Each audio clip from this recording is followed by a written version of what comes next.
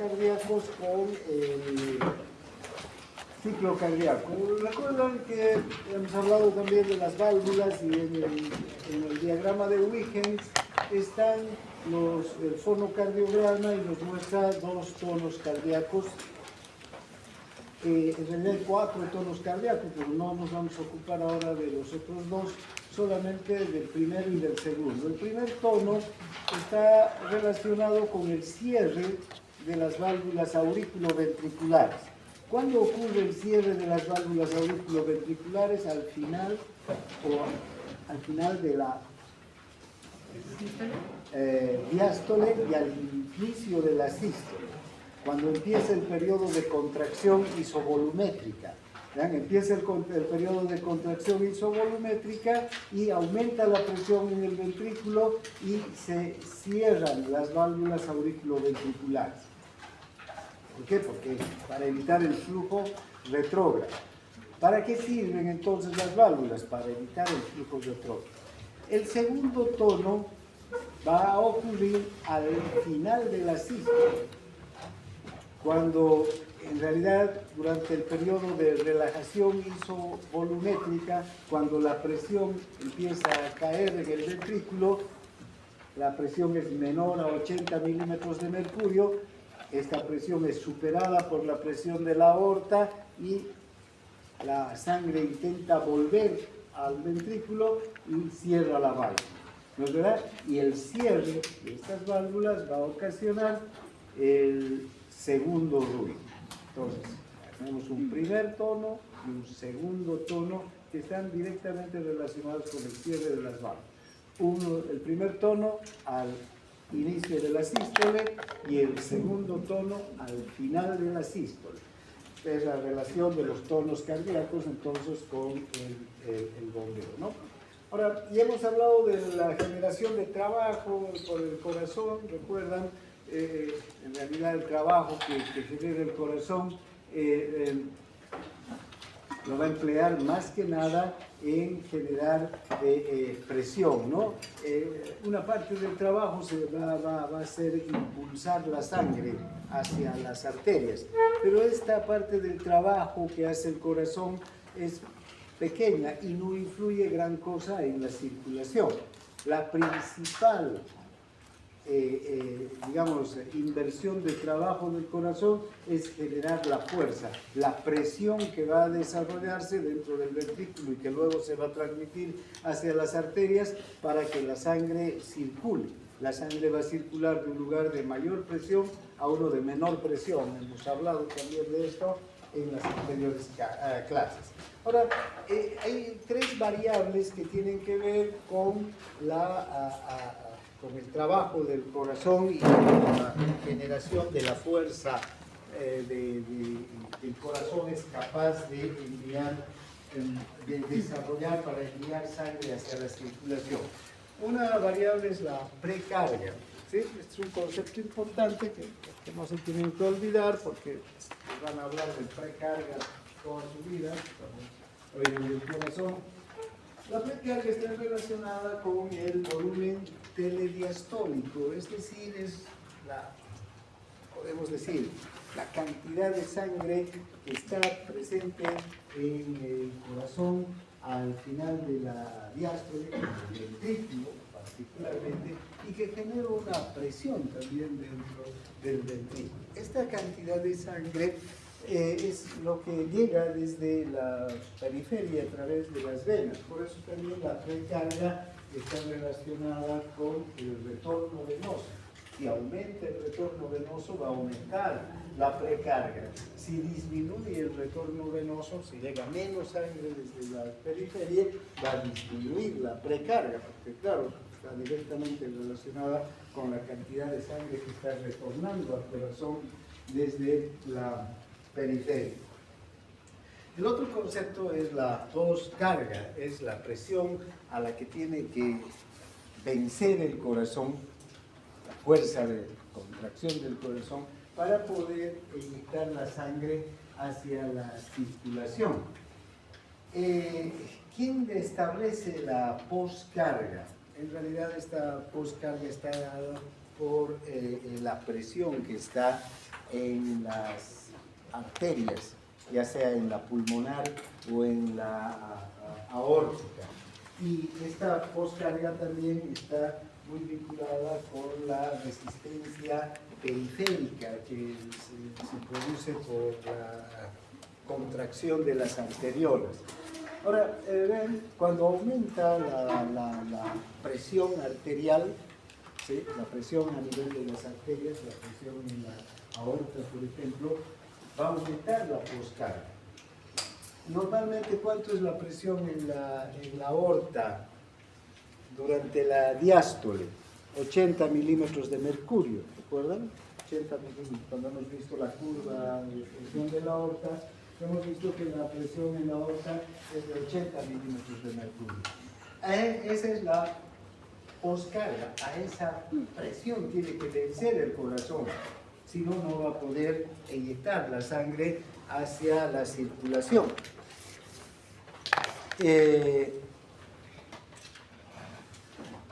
Esa presión de la aorta de 80 milímetros de mercurio está cerrando la válvula.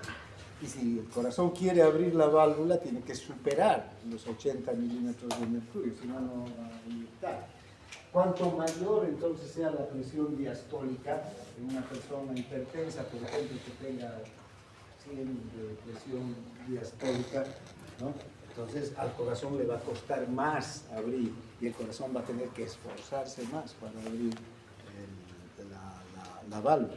Por eso es que una hipertensión no controlada a la larga va a generar una insuficiencia cardíaca porque el corazón va a tener que trabajar en exceso.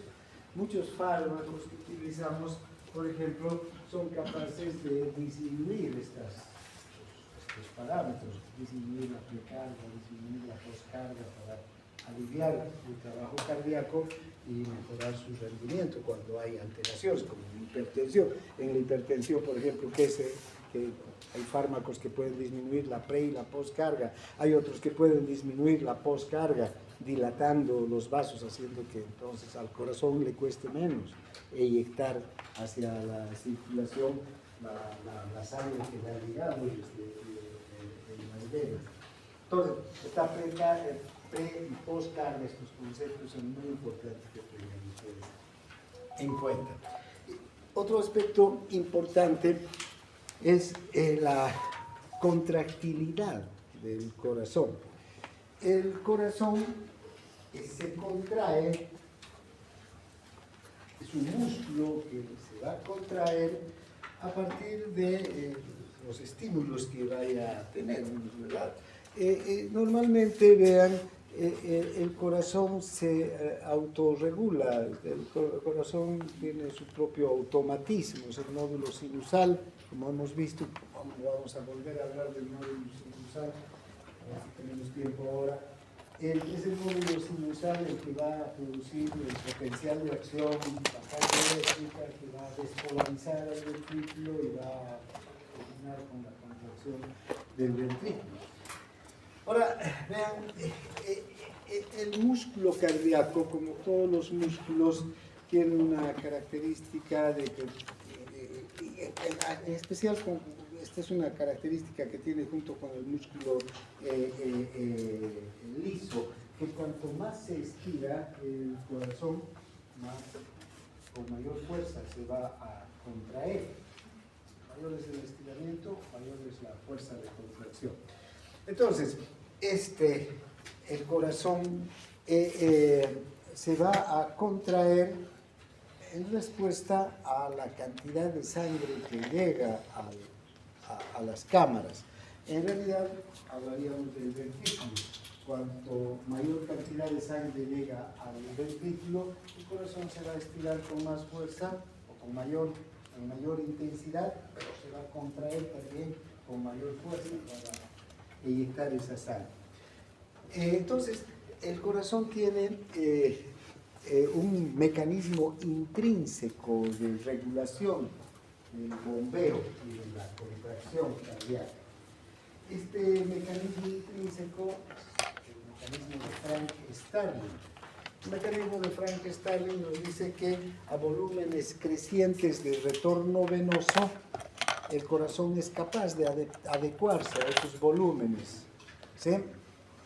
Y esto hace que el corazón se estire, reciba mayor cantidad de sangre de la que normalmente recibe, ¿sí? Pero también se contraiga con mayor fuerza. ¿Para qué? Para bombear toda la sangre en exceso que ha recibido de retorno venoso. Para entender bien este mecanismo, haremos un gráfico.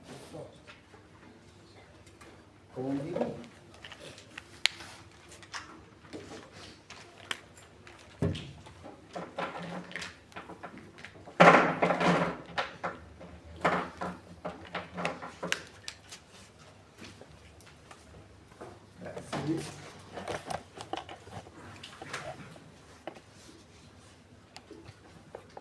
este es el corazón. Vamos a tener que a través de las venas está llegando sangre a la aurícula, ¿no es verdad? ¿Cuánto es el volumen telediastólico? ¿Recuerdan? La cantidad de sangre al final de la diástole en el ventrículo.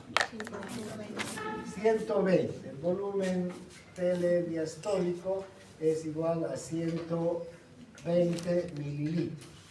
El volumen telesistólico al final de la sístole es de 50 mililitros. Y el volumen sistólico es de 70 mililitros, ¿no? Bien, ahora, ¿qué sucede?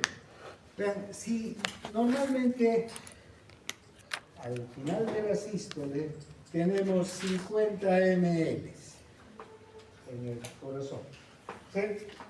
¿Cuánto para llegar al volumen telediastólico? Al final de la diástole tiene que llegar desde las venas a la aurícula y luego pasar al ventrículo. 70 ml. 70 más 50, 120 ml. Esto también es la precarga, ¿recuerdan? ¿Sí? Porque es la cantidad de sangre que han retornado desde las venas hacia el ventrículo y está listo para ser eyectado. Ahora, cuando el corazón se contrae, entonces durante la sístole, ¿cuánto va a eyectar a la arteria? Digamos en este caso a la pulmonar. ¿Cuánto? Estos mismos 70 ml, que son el volumen sistólico. ¿Y con cuánto va a quedar? Con 50 ml. Ahora, ¿qué sucede si nos ponemos a correr? Nuestra sangre, nuestros órganos necesitan más sangre, hay mayor retorno venoso porque el corazón tiene que bombear más sangre a los órganos. Entonces ya no van a llegar 70, sino van a llegar 80 ml. ¿Sí? Entonces, para que lleguen a caber estos 80 ml, ¿qué va a hacer el ventrículo? El ventrículo se tiene que estirar, ¿no? Un poco más, como un globo. Inflamos, podemos inflar un poco más y se va a estirar más, ¿verdad? El globo. Ahora, estos 80 ml que están llegando no es solamente para que el corazón reciba más sangre, sino ¿para qué? Para que sean bombeados hacia la circulación, porque son nuestros órganos, nuestros músculos, por decir, que están necesitando más oxígeno, más glucosa para funcionar. Entonces, el corazón tiene que contraerse con más fuerza y bombear estos 80 ml. ¿Sí? Tenemos que subir unas gradas, digamos, al segundo piso, de aquí han salido corriendo a 80 ml. Pero para subirlo hasta el tercer piso o hasta el cuarto piso, necesitan mayor cantidad de oxígeno. Entonces, el retorno venoso va a ser de 90. ¿Sí? Entonces, ¿qué va a ocurrir? El corazón tiene que estirarse más todavía. ¿O no? Tiene que estirarse más para recibir esta cantidad de sangre. Pero, ¿cuál va a ser la respuesta del corazón? Contraerse con más fuerza. ¿Para qué? Para bombear estos 90 que nuestros órganos están necesitando. primero irán hacia los pulmones, se van a oxigenar esa sangre, va a volver al ventrículo, va a ocurrir exactamente lo mismo en el ventrículo izquierdo y de aquí a la circulación. Sí, todavía tienen que subir hasta el 5.º piso, ¿no? Entonces van a necesitar más, 100 ml, van a llegar los 100 ml, y el corazón se va a estirar aún más, ¿no? ¿Y qué va a hacer? Va a bombear también los 100 ml, va a aumentar la cantidad de sangre. Piensa, está aumentando el volumen sistólico, ¿no? Va a aumentar el volumen sistólico. Bien, entonces, dentro de los límites fisiológicos, porque el corazón no puede aumentar hasta caber 2 litros, ¿no? El ventrículo, hay límites fisiológicos que el mismo corazón tiene. Dentro de límites fisiológicos, entonces, el corazón es capaz de adecuarse a volúmenes crecientes de retorno venoso y aumentar, digamos, su capacidad, estirar sus paredes, toda su capacidad para recibir estos volúmenes crecientes y luego contraerse y inyectar la cantidad que ha llegado. Sí, ese es el mecanismo de Frankenstein. Este es un mecanismo intrínseco de regulación de la contracción y el gasto cardíaco, la cantidad de sangre que se inyecta hacia la circulación. Pero también hay otro mecanismo intrínseco que está a nivel de la aurícula derecha. La aurícula derecha, tanto más se estira, ¿verdad?, es capaz de, si hay más cantidad de sangre que está llegando, 80, 90, 100, porque esta sangre primero tiene que llegar a la aurícula derecha y recién pasar al ventrículo, ¿no es verdad? Entonces, cuanto más se estira, esto va a estimular al nódulo sinusal. ¿Dónde está el nódulo sinusal? ¿Para qué? Para que el nódulo sinusal aumente la frecuencia cardíaca. Ese también es un mecanismo de regulación propio del corazón. Nadie más interviene aquí. Es el propio corazón con sus propios mecanismos de regulación que tiene para adecuarse a estas situaciones que pueden cambiar. ¿Está claro? ¿Sí? Ahora, pero también el corazón va a recibir estimulación de fuera. Ya esa es una regulación extrínseca, porque esto es intrínseco, propio del corazón. Va a recibir una regulación extrínseca, de afuera. Y entonces, ¿qué es esa regulación extrínseca? El sistema autónomo. Fíjense, aquí entra en juego ya el sistema autónomo, el simpático y el parasimpático. El simpático tiene la capacidad de aumentar la frecuencia cardíaca y la fuerza de contracción. Los nervios simpáticos llegan y se distribuyen por todo el corazón, ¿sí?, tanto por la aurícula como por el ventrículo, ¿sí?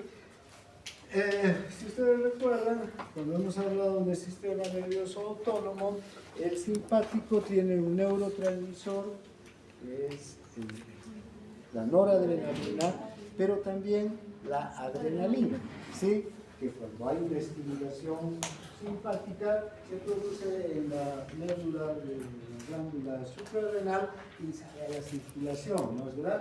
¿Sobre qué receptores actúan estos? Sobre receptores adrenérgicos. Y el músculo cardíaco tiene receptores beta 2. Cuando actúa sobre estos receptores beta 2, la adrenalina y la noradrenalina, en especial la adrenalina, ¿qué va a producir? Un aumento de la fuerza de contracción. Entonces, cuando estamos bajo estimulación simpática, estamos nerviosos, estamos asustados, estamos enojados, o estamos haciendo actividad física, corriendo, subiendo las gradas, bajando, qué sé yo, bailando, saltando, cualquier actividad física, se estimula el simpático y empieza a haber mayor cantidad de adrenalina y de noradrenalina, que va a aumentar la fuerza de contracción del corazón. O sea, ya no es solo el mecanismo de Frankenstein, sino además el simpático aquí que va a aumentar. Y una cosa interesante es que este simpático es capaz de aumentar la fuerza de contracción a tal punto de echar mano de estos 50 ml que están aquí. Estos 50 ml no son 50 ml que siempre están en el corazón. O sea, cuando el corazón está en reposo, quedan 50 ml.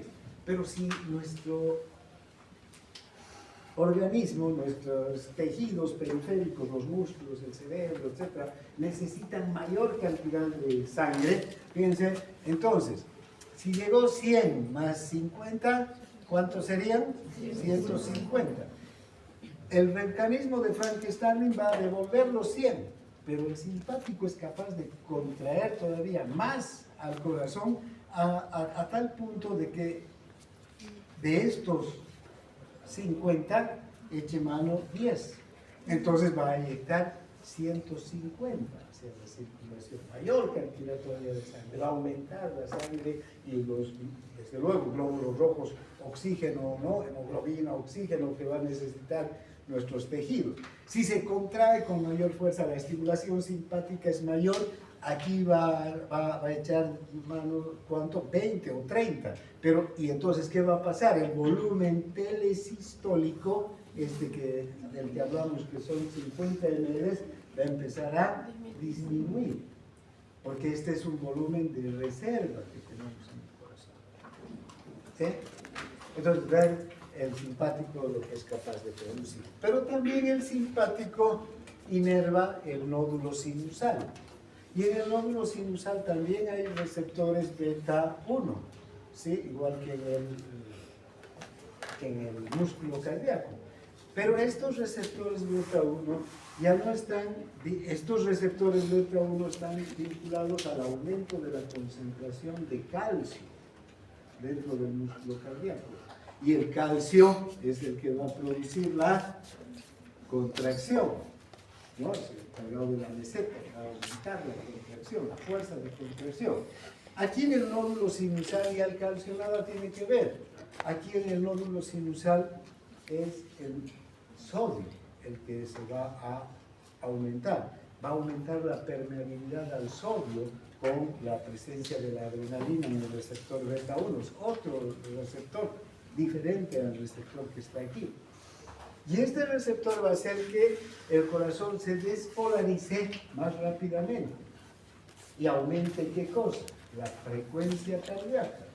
Es aquí interesante cómo en una estimulación simpática puede ir aumentando la cantidad de sangre que se va a ir inyectando. Si además, ¿cuánto?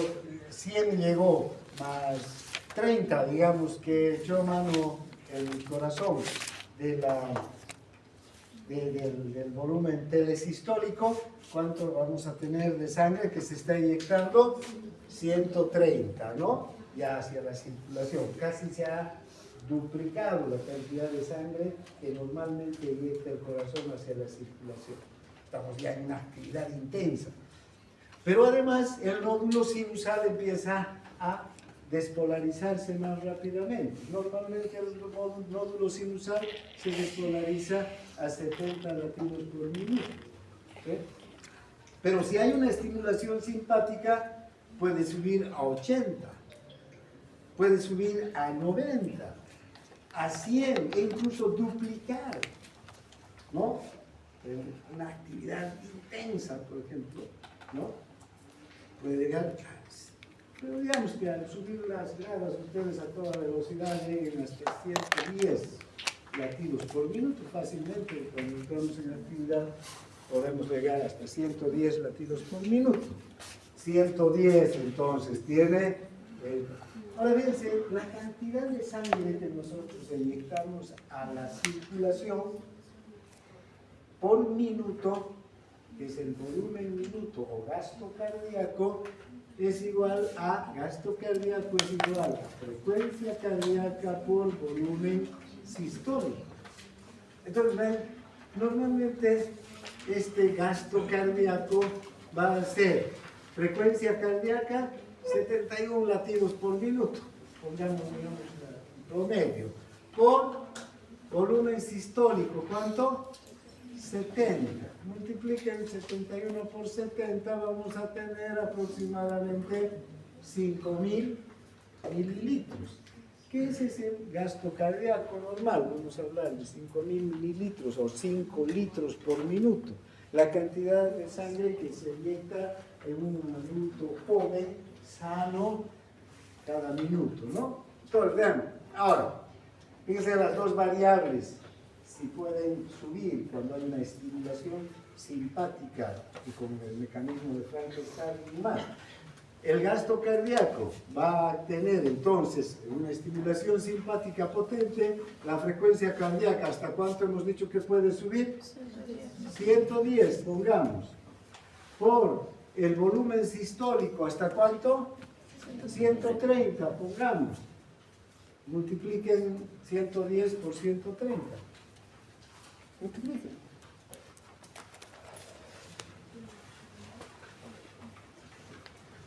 ¿Cuánto van a tener? Ya van a funcionar sus calculadores, sus neuronas. 14.300. Fíjense cómo podemos hasta triplicar el gasto cardíaco cuando hay una estimulación simpática potente. ¿Sí? La cantidad de sangre que llega a las... Entonces, el simpático entonces va a aumentar estas propiedades, la propiedad cronotrópica, la propiedad inotrópica, la frecuencia, la fuerza de contracción del músculo cardíaco. Bien. Ahora, el parasimpático tiene otra función.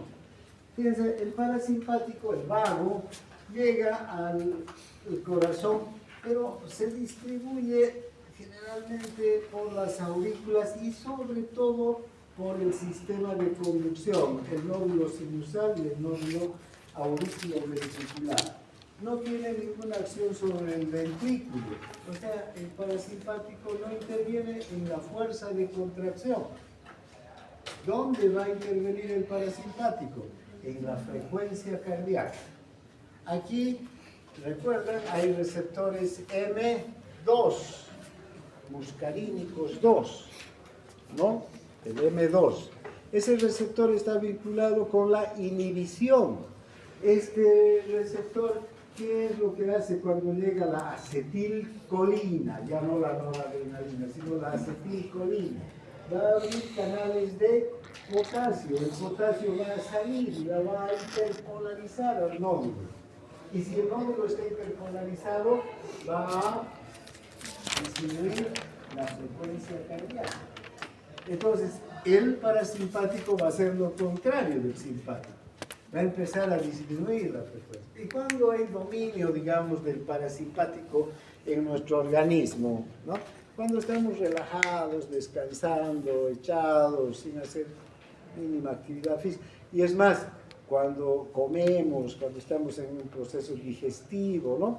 El parasimpático empieza a estimularse hacia los órganos digestivos y el corazón recibe, digamos, una estimulación parasimpática que va a bajar la frecuencia cardíaca y por eso que tenemos ganas de ¿qué? Después de comer, de echarnos, dormir un rato, ¿no? No queremos salir corriendo a ninguna parte, ¿no? Nos digerimos tranquilos. Fíjense, hay una mayor presencia del parasimpático. Entonces, ahora, si hay una estimulación potente del vago, del neumogástrico, incluso puede paralizar al nódulo sinusal, a tal punto de que 0 latidos se produzcan y el corazón se pare con una estimulación potente del nódulo del parasimpático, del neumogástrico. ¿Sí? Pero felizmente, y eso lo vamos a ver en la próxima clase, el neumogástrico no tiene nada que ver sobre el ventrículo. Aquí no llega. Y aquí tenemos unas fibras, las fibras de Purkinje, que también son parte del sistema de regulación intrínseca del automatismo del corazón. ¿Sí? Estas fibras de Purkinje, cuando deja de funcionar el nódulo sinusal y deja de funcionar el nódulo auriculoventricular, son las fibras de Purkinje que empiezan a funcionar. Entonces, escapamos de la estimulación parasimpática y el corazón vuelve a funcionar. Felizmente que hay estas fibras de Purkinje, si no, una estimulación parasimpática podría hacer que el corazón se pare y no habría ninguna forma de volverlo a hacer funcionar, a no ser con algún estímulo externo, ¿no? Si no hay, la persona quedaría lista, muerta. Entonces, esos son los mecanismos de regulación extrínseca del corazón. Ahora, bien, hay otros factores también que pueden intervenir sobre la frecuencia cardíaca y la fuerza de contracción, en especial los iones que están en el espacio extracelular. Ustedes saben que en el espacio extracelular tenemos el predominio de iones como el sodio, el cloro, el calcio, ¿no? Y en el espacio intracelular el potasio. El potasio es pobre en el líquido extracelular. Ahora bien, una variación importante de los iones, de estos iones, en especial del sodio, del calcio y del potasio, el cloro no tiene nada que ver aquí, pero el sodio, el cloro, el sodio, el calcio y el potasio puede influir sobre el funcionamiento del músculo cardíaco. Un aumento de la concentración de calcio puede aumentar la fuerza de contracción, incluso puede llevar a una contracción tetánica, quiere decir que el músculo cardíaco quede contraído, ¿no? Y no se relaja. Por otro lado, una hiperpotasemia, un aumento en la cantidad de potasio puede producir arritmias, funcionamiento anormal del corazón e incluso llevar a una parada del corazón, que se pare el corazón, ¿no? Entonces, los iones del espacio extracelular, en especial el potasio y el calcio, pueden tener una influencia muy grande sobre el funcionamiento del corazón. En el caso del calcio, es difícil que haya una hipercalcemia tan grande que lo paralice al corazón. Sí, porque la concentración de calcio en realidad, vean, en el líquido extracelular es poquísimo, ¿no? ¿Cuánto es? ¿Cuánto? 2,4 miliequivalentes. 140, que es perdón, a 142, que es el sodio, vean, ¿no? Y ni siquiera son los 2,4, es 1,2 en realidad, porque 2,4 es el calcio total, pero el calcio como en estado iónico es 1,2 miliequivalentes. Ese es el que va a servir para todas las acciones del calcio que estamos viendo, como en los neurotransmisores, en las secreciones, en el músculo cardíaco, en el músculo esquelético. Entonces es pequeña cantidad, 1,2. Entonces es poco el calcio como para que aumente tanto y produzca una, digamos, contracción tetánica del corazón, ¿sí? Pero sí con el potasio. El potasio puede variar, ¿no?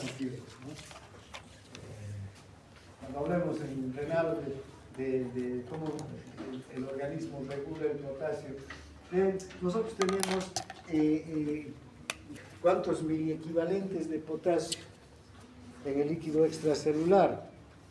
4 miliequivalentes, ¿no? Con una comida de fruta y de verduras podemos aumentar fácilmente 100 miliequivalentes, pero inmediatamente el organismo en ese mismo instante desencadena una serie de mecanismos de regulación para eliminar el potasio excedente, para llevarlo hacia las células, que es un almacén de potasio nuestras células para que siempre el potasio esté en 4 miliequivalentes, ¿no? Entonces, hay sus propios mecanismos que mantienen esas concentraciones en las cajas de potasio, pero hay situaciones en las que puede haber una interpretación, por ejemplo, alteraciones renales, porque el riñón es el órgano que más regula la concentración de iones, entonces podría aumentar, ¿no? Entonces hay que tener en cuenta eso. La temperatura corporal también puede aumentar la frecuencia cardíaca.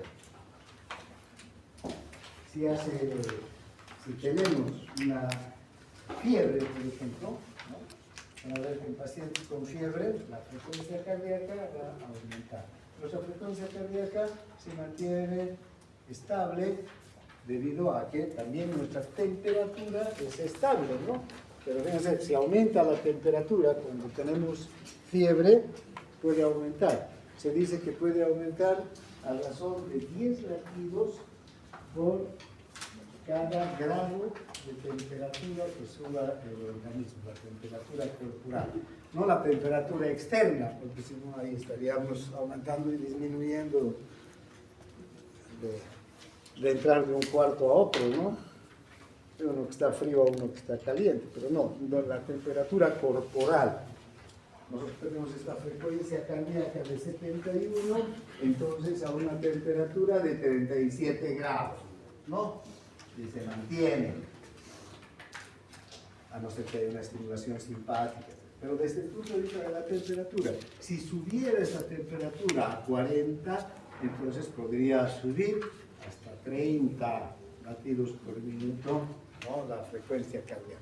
Bien, entonces hasta aquí todo lo que es el ciclo cardíaco. Casi no hemos gastado 3 clases, pero si no entienden lo que es el ciclo cardíaco, mejor olvídense de querer entender lo que pasa en el corazón.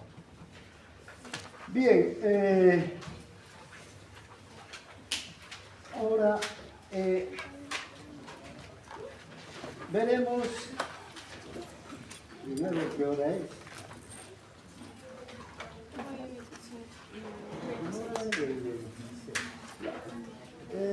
Vamos a iniciar el próximo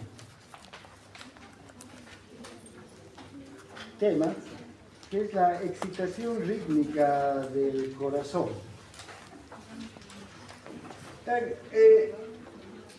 El corazón tiene un sistema de excitación y conducción propio,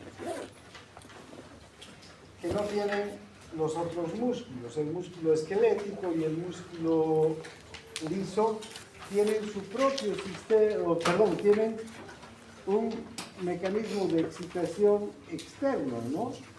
En el músculo esquelético, para contraerse, ¿qué necesita? El estímulo nervioso, que llega a través del nervio raquídeo y que parte ¿de dónde? Del área motora, ¿no? De la corteza cerebral. Si yo quiero doblar mi brazo, desde la corteza cerebral es algo voluntario. Pero a ver, ahorita querré yo aumentar mi frecuencia cardíaca o disminuir mi frecuencia cardíaca o que mi corazón deje de latir, no puedo. No está sujeto al sistema voluntario, al sistema nervioso central, el corazón. ¿Sí? Ahora, si me pongo a pensar en algo que me da miedo, que si me pongo a pensar en algo que me produce ansiedad, tal vez mi sistema simpático haga que aumente la frecuencia cardíaca. O si me tranquilizo, hago técnicas de relajación, el parasimpático va a disminuir la frecuencia cardíaca, pero no va a controlar el funcionamiento del corazón. Tenemos entonces un propio sistema de conducción. Genera y conduce el estímulo. ¿Dónde se genera el estímulo? En el nódulo sinusal. El nódulo sinusal se conoce como el marcapasos del corazón. ¿Por qué es el marcapasos? Porque el nódulo sinusal se despolariza, ¿sí?, cada 0,81 segundos, ¿no? Y en un minuto aproximadamente 70-71 veces por minuto. Eso es un promedio, no en todo. Una vez que se despolariza el nódulo sinusal, esta despolarización del nódulo sinusal se transmite inmediatamente hacia las aurículas. En ese mismo instante se transmite hacia las aurículas y empieza la despolarización de la aurícula también. Y mientras se está despolarizando la aurícula, también se va a despolarizar las vías internodales. Tienen un... aquí, pero en este lado no, mejor porque este es para proyectar. Ahora no se está proyectando, pero tienen un papel higiénico. Aquí está. Ya basta, ¿qué más? A ver, vamos a dibujar aquí este sistema de conducción. Por lo menos para que quede, ustedes puedan leer algo esta mañana. Entonces, esta es la aurícula derecha, esta es la aurícula izquierda, el ventrículo derecho, el ventrículo izquierdo. ¿Dónde está el sistema de conducción? ¿Dónde empieza? En el nódulo sinusal. El nódulo sinusal está en la pared posterolateral superior de la aurícula, inmediatamente por debajo de la desembocadura de la vena cava superior. ¿Sí? Este nódulo tiene una forma elipsoidal. ¿Sí? Y este nódulo además tiene unas prolongaciones, ¿no?, hacia la aurícula. Estas prolongaciones hacia la aurícula no son nada más que uniones desmosómicas, uniones en hendidura. ¿Recuerdan? Ayer hemos dicho que el sistema, o anteayer, una semana atrás, hemos hablado de que hay el músculo auricular, el músculo ventricular y el músculo especializado. Este músculo especializado entonces es similar al músculo cardíaco, solo que tiene poquísima actina y miosina, pero sí, entonces va a tener las mismas características de uniones desmosómicas y uniones en hendidura. Entonces, cuando se despolariza el nódulo sinusal, inmediatamente la despolarización se transmite hacia la aurícula, ¿no?, en ese mismo instante. A tal punto, vean que la aurícula total, tanto la aurícula derecha como la izquierda, quedan despolarizadas en 0,03 segundos y se despolariza la aurícula. Luego están las vías internodales, anterior, media y posterior. Son 3 vías que comunican el nódulo sinusal con el nódulo auriculoventricular. ¿Dónde está el nódulo auriculoventricular? En el piso, digamos, de la aurícula. ¿Sí? Este nódulo auriculoventricular recibe el impulso eléctrico que está llegando desde el nódulo sinusal. No sé si tengo un mejor marcador rojo, pero no marca. Entonces, aquí estamos. Una vez despolarizado el nódulo y se despolariza las vías internodales. ¿Cuánto tarda en llegar el estímulo desde el nódulo desde el nódulo sinusal hasta el nódulo auriculoventricular? 0,03 segundos. El mismo tiempo que ya se ha despolarizado toda la aurícula.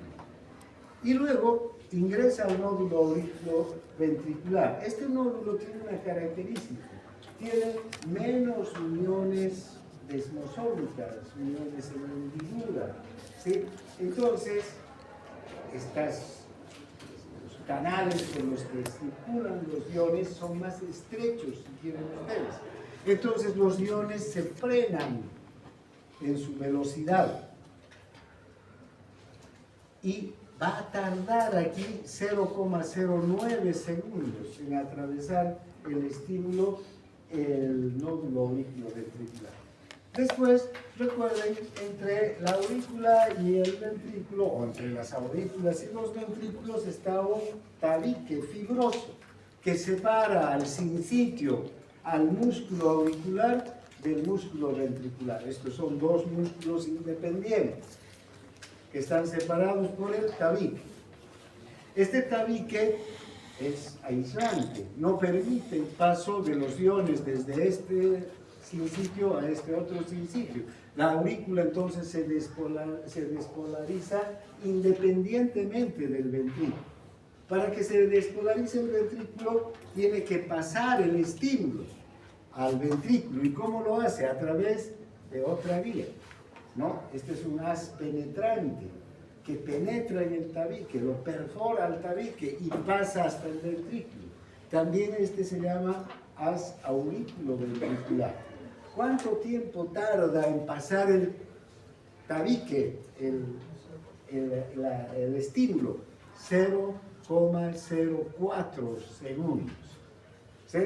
Una vez que llegan al ventrículo, entonces las vías se dividen en dos, que se llaman la rama izquierda y la rama derecha del haz de His.